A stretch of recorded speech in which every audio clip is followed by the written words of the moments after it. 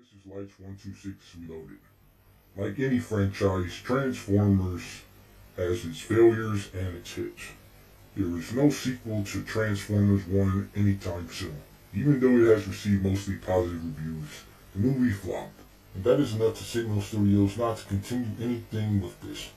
Though if they were smart, they should continue it instead of continuing with a G.I. Joe Transformers crossover that only a few people want in comparison to a sequel to Transformers 1 that many people want. Maybe if they were more open to understand people and fans that, hey, this is a good movie, continue on with it. Just like maybe they should have continued with going in the route of Bumblebee instead of taking a hard left with Rise of the Beast. Maybe do what might make you more money instead of putting resources, a lot more resources into photorealistic Transformers, and it might end up with a similar result, probably even less than what Rise of the Beast made at the box office.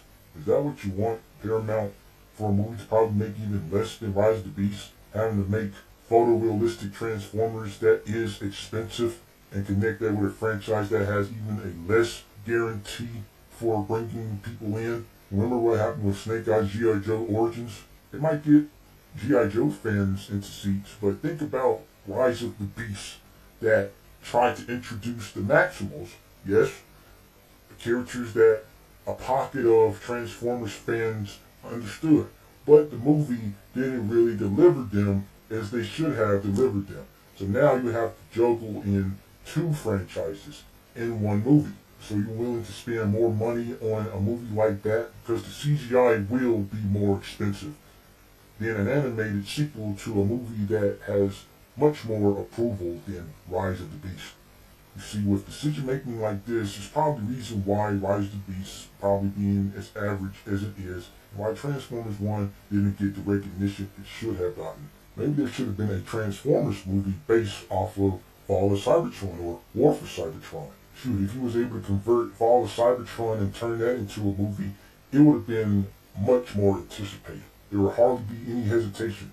The thing is, for me, when I saw the first trailer, which I believe is better than the second trailer because the second trailer exposed too much, but I detected that this was going to be more thoughtful in the characters.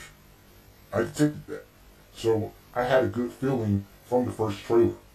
Many people bashed the trailer, but I sensed it. I sensed that this movie was going to be a good movie. And guess what happened? The movie had depth greater than any Transformers movie, but it failed. It's not about how good it is, it's about how much money it makes. That's Hollywood. And thus, it is the companies that has failed Transformers. And truly, if American cinema can finally cut the bull crud and really treat animation truly as a medium and not a genre, then you can get some decent animated movies with depth. It is good when children have their media. Animation really makes for something that children can enjoy, but maybe make something for older audiences as well. I'm not asking for anything vulgar, but what about something more intense and depth, not having to cut back for the child audience?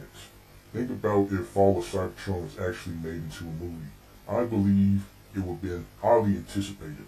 But having to craft that Transformers movie in a tone that so many people were familiar with and showing that in a trailer, people picked up on that and figured it's the same thing that people have been used to in American media. They figured this isn't Transformers. Why are we doing it like this? So for me, like I said, I kind of saw what was going to be in this movie, and it didn't bother me. Because at least I sensed that there were going to be more character than the live-action Transformers movies. At least it was new in a way, too. However, this feeling was new to the Transformers, but it wasn't new that audiences wasn't familiar with those kind of tones being presented in the trailer. That's the thing with media and film today. It has to go through certain formulas. And Hollywood don't want to take these films through certain courses, even though many of the audiences would appreciate it. But Hollywood don't want to do that for reasons. And these blows doesn't help Transformers. For those who have played War for Cybertron, Chapter 6 would have been an awesome movie. Chapter 7 would have been a great movie. Making decent, serious movies animated is such a strange thing for Hollywood to accomplish. But had a movie been like those games, done in that tone, done in that fashion, there would have been bank for the producers and the studios. Everybody would have won. This is Whites 126 saying to all are one.